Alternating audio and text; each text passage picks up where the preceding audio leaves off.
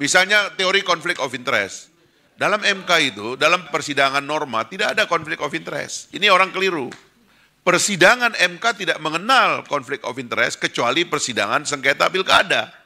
Karena yang disidang di MK itu norma. Norma bukan orang, tidak ada konflik of interest.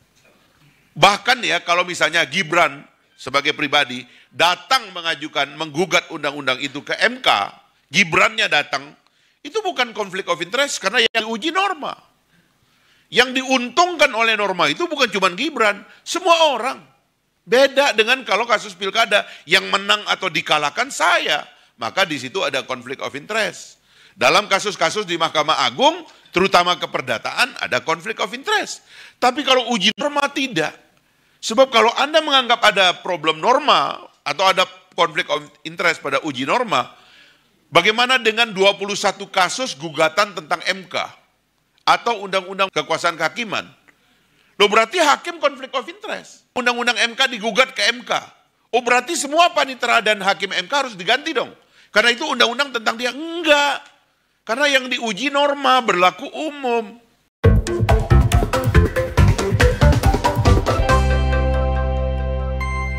Assalamualaikum warahmatullahi wabarakatuh.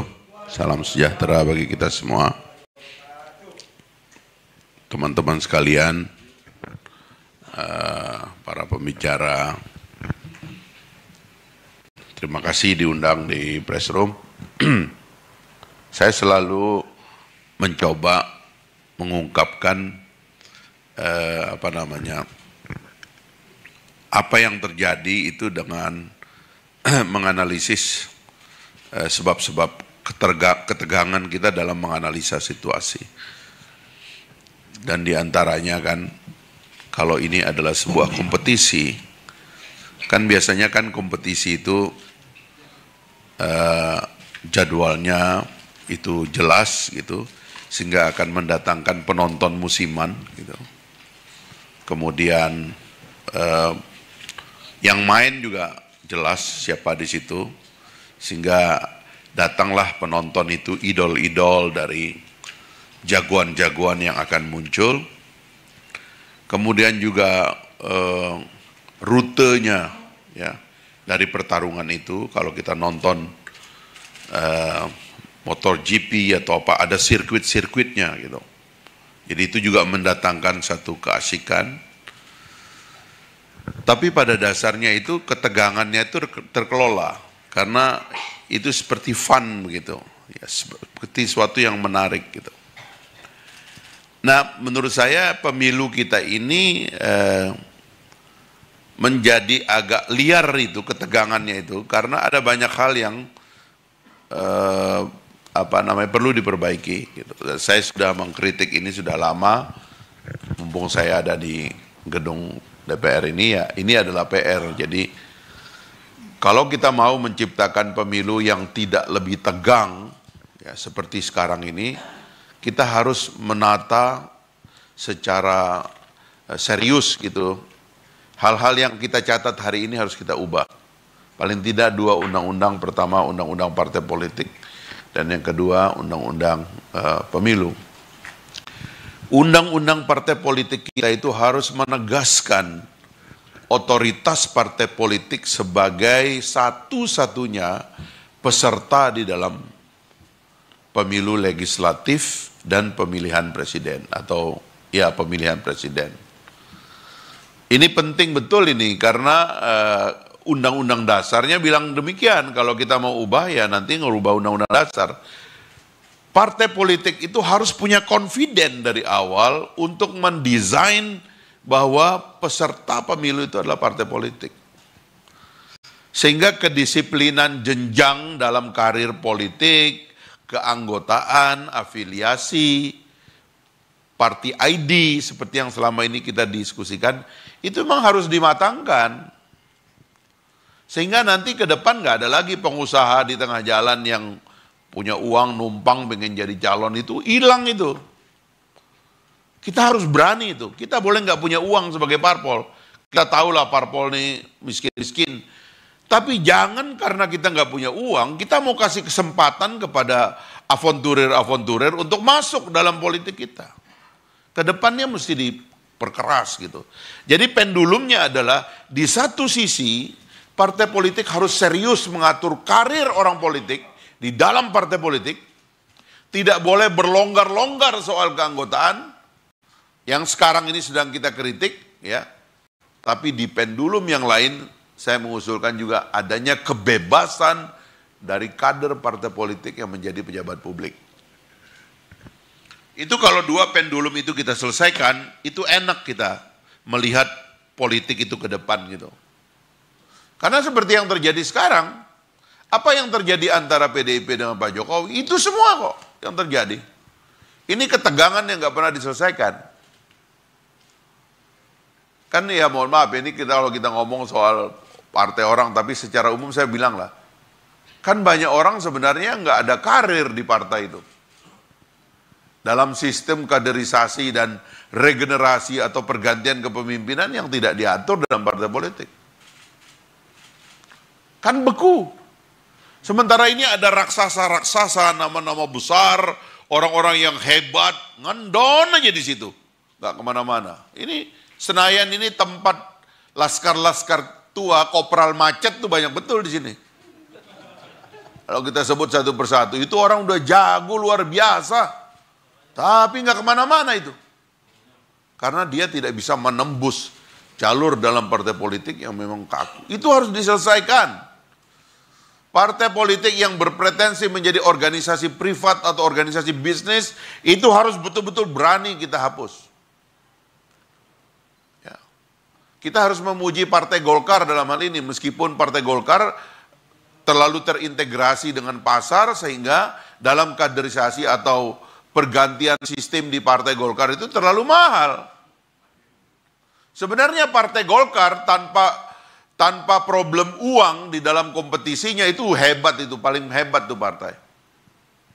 Karena market driven, market dari ide-ide dan kaderisasi atau struktur yang ada.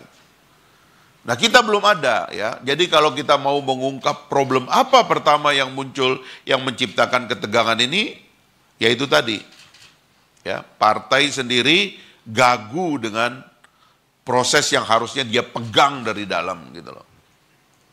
Sehingga ya mohon maaf tadi Bung Saiful dibilang kontestasi, perdebatan ide, nggak ada Bung. Nggak memungkinkan, kita tidak fasilitasi itu. Nggak ada. Partai sendiri nggak pernah solid untuk tegak di jalur pikiran itu, bahwa secara internal ya PKB, Gerindra bisa dibilang dua partai yang relatif dalam kompetisi ini rutenya relatif terbaca. Caimin bilang, saya ketua umum PKB, saya adalah kader paling utama di sini dan saya ngerti ide partai ini, gagasan partai itu, karena itu saya yang maju. Harusnya jadi calon presidennya itu seperti selorohnya Caimin itu sebenarnya gitu. Ya karena memang dia yang bikin partai kok. Sama dengan Pak Prabowo. Saya yang bikin partai ini, saya ngerti yang disebut dengan Gerindra itu apa. Gagasannya itu apa, saya tahu. Karena itu saya yang dicalonkan sebagai calon presiden, mau kalah mau apa, saya yang akan terus bertarung. Itu rutenya ada gitu. Tapi kalau driven by market kan repot kita. Inilah yang menciptakan ketegangan dengan struktur nanti. Ini ada fakta misalnya dalam kasus Bung Gibran ini kan. Ada fakta di sebelah sini. Ada rekonsiliasi. Rekonsiliasi itu dipimpin oleh siapa? Kabinet. Kabinet dipimpin oleh siapa? Pak Jokowi. Jadi dalam kekuasaan politik real, yang berkuasa itu presiden. Tidak bisa kita di partai politik mau mengatakan, oh enggak, partai yang harus menentukan. Ternyata tidak. Ini nanti sistem yang kedua yang saya ingin bicarakan. Akhirnya menciptakan ketegangan antara kader partai politik yang menjadi pejabat dengan partai politik sendiri. Maka revisi kedua yang harus kita lakukan itu adalah revisi tentang threshold. Gitu. Kita harus mengakhiri undang-undang pemilu, kita harus mengakhiri threshold 20% dan juga parliamentary threshold. Biarlah orang kampung dari partai, misalnya beli kita tadi itu yang Anda telepon ini, siapa namanya kawan kita? Gede Pasek Suardike, dari Bali sana PKN, dia maju di Bali. Suatu hari dia terpilih di Bali, karena dia asli orang Bali, dia vokal, dia dikenal di Bali sebagai orang Bali yang bersuara keras di Jakarta ini, sehingga nitip suara di dia itu ada jaminan suara ini akan, biarin aja dia sendiri di sini kalau PKN-nya nggak lolos threshold. Ngapain? Nggak ada kesulitannya ngelola partai yang banyak di parlemen ini, bubarkan itu fraksi kalau kita mau. Karena prinsipnya itu voting cuma 2, setuju tidak setuju, tambah abstain. Kan tinggal dibagi begitu aja metodenya. Kenapa mesti ada fraksi segala macam? Ini lagi-lagi ya, saya mohon maaf, karena nanti penyesalan ini muncul lagi di ujung. Kenapa kita nggak bisa mengadu? Mohon maaf ini ya, Pak Saiful, kenapa kita nggak bisa ngadu Caimin dengan segala, mohon maaf saya kenal Caimin tahun 96 tuh, kami sama-sama ke Thailand tuh untuk pelatihan oleh Partai Demokrat Thailand tuh, demokrasi training di Bangkok tuh, naik pesawat bareng Caimin dari Indonesia. Jadi saya kenal dari tahun 96-97. Ya, aktivis yang otentik. Tapi kenapa mesti pencalonnya diinterupsi? Kenapa bukan PKB yang lahir dari rahim Nahdien ini datang mengajukan proposal, diajukan oleh Caimin, bertarung dengan yang lain. Ayo bertarung.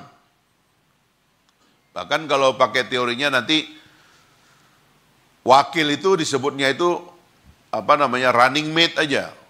Tapi kalau mau digabung juga nggak apa-apa. Tapi untuk satu partai nggak usah koalisi.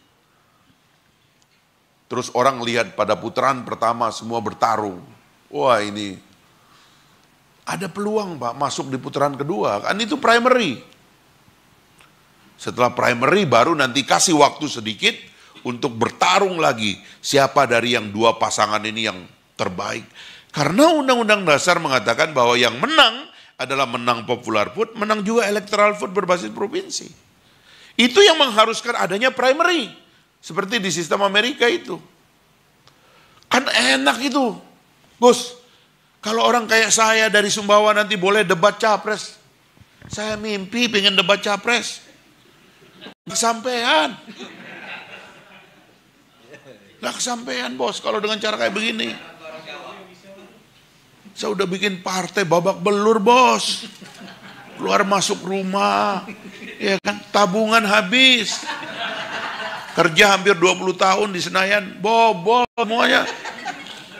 Itu pun mau ikut debat capres saja nggak bisa. Karena sistem ini tidak memungkinkan orang seperti saya masuk. Nggak memungkinkan. Padahal saya punya mimpi pengen jadi presiden. Masa nggak boleh mimpi pengen jadi presiden? Mimpi aja nggak boleh. Kerja 30 tahun di Senayan ini 30 tahun dalam politik. Kerja 20 tahun di Senayan ini belum pernah kena OTT. Kalau kena OTT kan nggak ada di sini kita. Nggak ada kasus. Ngejaga diri kayak apa? Liwat seorang pengusaha yang banyak uang. Set hilang kita. Apa nggak sakit hati kita bos ngelihat sistem kaderisasi politik kayak begini gitu loh. Jadi hapuslah threshold itu di undang-undang pemilu. Parliamentary threshold, presidential threshold, hilangkan itu. Biarkan siapapun yang sampai Senayan ini seperti anggota DPRD, tidak perlu pakai threshold. Satu orang lolos, satu orang di sini. Saya Partai Gelora, misalnya ya, kami udah rancang Partai Gelora dapat satu fraksi paling tidak ya. Ya. Kita nggak boleh ngomong. Tambah dong, amin ya rabbal alamin gitu. Double. Jadi sekarang orang sholat pun mulai salah itu ada. Gara-gara itu nggak suka amin, dia bilang amin ya rabbal alamin. Bisa batal sholatnya. Saya satu orang. Dari perkampungan mana di Indonesia yang dipercaya oleh rakyat, dia saja nggak apa-apa. Biarin dia masuk Senayan. Sebaliknya di presidensial threshold, biarkan orang-orang yang mendirikan partai ini. Caimin mendirikan partai bersama Gus Dur dulu, ada gagasannya. Kita bikin partai ada gagasannya. Karena kita mau tarung, mau nawarkan sesuatu buat bangsa ini kepada rakyat. Tapi kalau kayak begini aturannya nggak kesampaian. Akhirnya juga jangankan bukan cuma kita yang kecil ini yang susah, yang besar pun susah. Itu yang terjadi sekarang. PDIP mentorpedo sistem kadernya di dalam. Partai-partai lain juga demikian. Orang luar masuk ke dalam. Karena survei, karena TikTok, karena sosial media. Bukan karena otoritas yang dibangun oleh partai politik untuk mengatakan, kaderisasi politisi nasional, kaderisasi pemimpin nasional melalui partai politik. Anda boleh jadi pengusaha, Anda boleh jadi seniman, tapi Anda adalah kader dan anggota partai. Itu baru top Republik kita, Pak.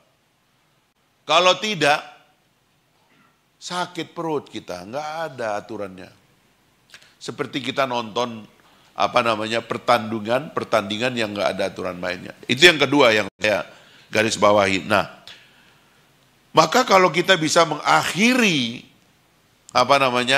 anomali ini, saya kira pemilu kita yang di depan tuh penjadwalannya lebih tenang, ya kan, tidak mengaduk-aduk emosi seperti sekarang, dan untung ini 3. Tadi siapa yang bilang nih pada karena calon 3 katanya, nggak bisa lagi ngolah-ngolah kayak dulu.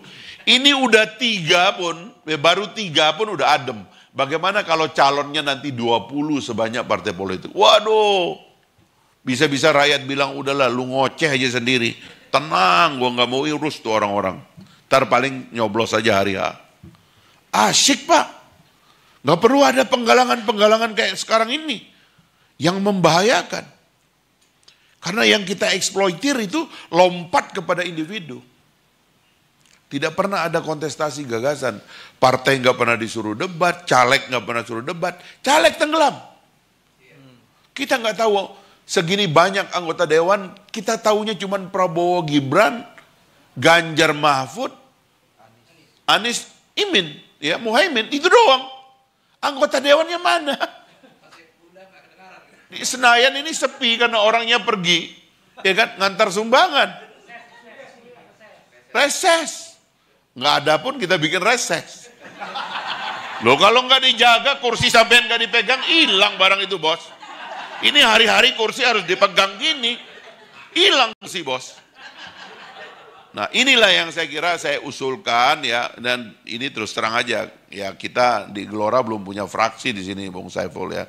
Ada fraksi ini yang kita mau katakan ya. Dulu partai-partai karena mungkin menyusun undang-undang parpol dan undang-undang pemilunya itu di tengah jalan, nggak sadar dengan dilema yang kita hadapi hari ini. Coba kalau sekarang langsung kita ubah, semuanya akan setuju. Nggak ada presidensial threshold, nggak ada parliament threshold. PKB bisa maju dengan calonnya sendiri, semua partai bisa independen menentukan siapa yang akan menjadi kandidatnya, calonnya terbaik dicalonkan dari awal. Kalau ada calon-calon hebat, ya kan kayak di PDIP ada Mbak Puan, ada Mas Gibran, itu jago itu. Saya terus terang ya, mendengar 2 pidato Mbak Puan yang terakhir itu luar biasa itu. Pemimpin perempuan sudah lahir sebenarnya. Cuman itu tadi sistemnya. Akhirnya calon mudanya yang diambil oleh Pak Prabowo. Ya kan? Tapi pidatonya lumayan juga lah itu kan. Memang kader PDIP itu jago-jago pidato. Makanya kan Pak Prabowo ngambilnya dari PDIP jadinya ya. Inilah ya. Saya kira itu sebagai pengantar. Terima kasih. Assalamualaikum. Mungkin dari Bang Fahri dulu, Bang. Silakan, Bang. Singkat aja. Jadi yang pertama, kalau kita berbicara dalam pemilu itu akan ada pemain, ada kecurangan dan sebagainya. Itulah problemnya. Tadi saya sudah kritik itu mulai dari sistem partai politik sampai kepada sistem pemilunya ada masalah. Tapi banyaklah pemainnya itu nggak sedikit, termasuk dewan di dalam hal ini. Ya harus konsolidasi juga. Ya. Saya sedih karena fokus anggota Dewan sekarang ini menyelamatkan kursinya tadi seperti yang terakhir dibilang. Itu kan artinya fungsi pengawasan jadi hilang. Fungsi pengawasan objektifnya jadi hilang. Harusnya itu kita perbaikilah ke depan gitu. Kemudian tadi tentang debat capres, ya terus terang memang hanya simbolik. Ya, debat capres yang ada tidak akan menyentuh substansi karena terlalu singkat dan tidak mengizinkan eksplorasi yang mendalam dari calon yang juga terbatas. Ya. Apalagi KPU cuma menyiapkan pertanyaan-pertanyaan seperti cerdas cermat atau kelompen capir dulu ya. Jadi nggak ada yang betul-betul pendalaman begitu. Ya memang waktunya cuma dibikin singkat gitu. Jadi sekali lagi ini adalah simbolik ya. Yang berikutnya tadi dari ya Bung Marlen ya susah ya kalau kemunculan orang-orang ini dianggap sukses. Padahal ya ada sistem yang tidak berputar juga di dalam partai politiknya. Nggak bisa, ini masalahnya banyak. Ya, Ibu Mega memimpin PDIP sudah 30-an tahun. Ya. Itu juga problem di dalam undang-undang kita yang tidak mengatur mekanisme partai politik. Kecuali kalau kayak di Amerika Serikat. Di Amerika Serikat tuh partai itu betul-betul dapur, dia nggak muncul di ruang publik. Jadi tidak ada yang namanya ketua umum partai yang berwibawa gitu. Jadi yang disebut dengan Republican Party Chairmanship atau Democratic Party Chairmanship itu bukan orang-orang yang ya dapur, orang dapur. Jadi yang hebatnya itu nanti siapa yang dicalonkan. Dapurnya bahkan kadang-kadang kita nggak tahu siapa orangnya gitu. Nah berbeda dengan sistem kita di mana para chef ini nongolnya di depan dan menentukan permainan secara sangat signifikan. Makanya sistem ini juga mesti kita perbaiki ke depan. Dalam demokrasi, partai politik memang pekerjaannya di dapur. Pejabat publik yang mengurus negara. Dalam negara komunis, partai politik yang mengurus negara. Beda dengan sistem demokrasi. Nah ini juga problem-problem yang harus kita perbaiki ke depan. Nah yang terakhir saya kira sudah jadi kenyataan, sudah bikin keputusan. Saya tidak menganggap, ini agak berlebihan ya soal MK. Ini kebetulan saya ngerti tentang MK dari dulu, karena kita ikut mendesain dan saya sebagai pimpinan Komisi 3 cukup lama dulu membahas tentang MK. Ya kalau orang kecewa kalah menang di situ tuh wajar lah ya. Tapi kemudian kalau kita menganggap ini ada skandal atau apa, ya pertama-tama saya suka katakan kok terlambat gitu, ya kan? Dari kemarin-kemarin kan juga banyak skandalnya, tapi yang kemarin setuju skandal, sekarang jadi nggak setuju skandal. Kan itu aja ini, ya berubah posisi. Kalau kita lihat yang kemarin-kemarin yang kita kritik itu kan, semua kawan-kawan kita yang sekarang mengkritik kan ada di sebelah sana. Sama dengan para pemuji Pak Jokowi, gitu. Yang setelah 9 tahun bersama Jokowi, tiba-tiba dia bilang hari ini Pak Jokowi berubah. Padahal dia yang berubah, Pak Jokowinya dari dulu begitu-begitu aja. Coba lihat cara ngomongnya begitu-begitu aja. Ya kan? Tanyakan ketua partai, tanyakan koalisi. Saya enggak ada hubungannya. Dari dulu dia begitu. Lah lu dari dulu muji dia. Ya kan? Sekarang pada berubah. Dia bilang, wah Pak Jokowi. Lu yang berubah, Jokowi enggak berubah. Sumpah dari wali kota dia kayak begini kerjaannya. Itu orang salah kamar itu. Nah, jadi saya kira itulah, ya termasuk kalau soal MK saya kira, misalnya teori konflik of interest. Dalam MK itu, dalam persidangan norma tidak ada konflik of interest. Ini orang keliru. Persidangan MK tidak mengenal konflik of interest kecuali persidangan sengketa pilkada. Karena yang disidang di MK itu norma. Norma bukan orang. Tidak ada konflik of interest. Bahkan ya kalau misalnya Gibran sebagai pribadi datang menggugat undang-undang itu ke MK, Gibrannya datang, Itu bukan konflik of interest karena yang diuji norma. Yang diuntungkan oleh norma itu bukan cuma Gibran, semua orang. Beda dengan kalau kasus pilkada yang menang atau dikalahkan saya, maka di situ ada konflik of interest. Dalam kasus-kasus di Mahkamah Agung, terutama keperdataan, ada konflik of interest. Tapi kalau uji norma tidak. Sebab kalau Anda menganggap ada problem norma atau ada konflik of interest pada uji norma, bagaimana dengan 21 kasus gugatan tentang MK atau undang-undang kekuasaan peradilan, kekuasaan kehakiman? Loh berarti hakim konflik of interest. Hakim undang-undang MK digugat ke MK.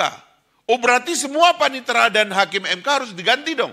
Karena itu undang-undang tentang dia. Enggak. Karena yang diuji norma berlaku umum. Nah yang begini-begini ya saya terus terang aja yang ngelihat kelakuan ahli-ahli tata negara itu kadang-kadang jadi ahli politik gitu.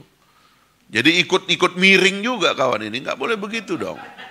Ya, uji norma tidak ada konflik of interest. Saya kira itu, terima kasih.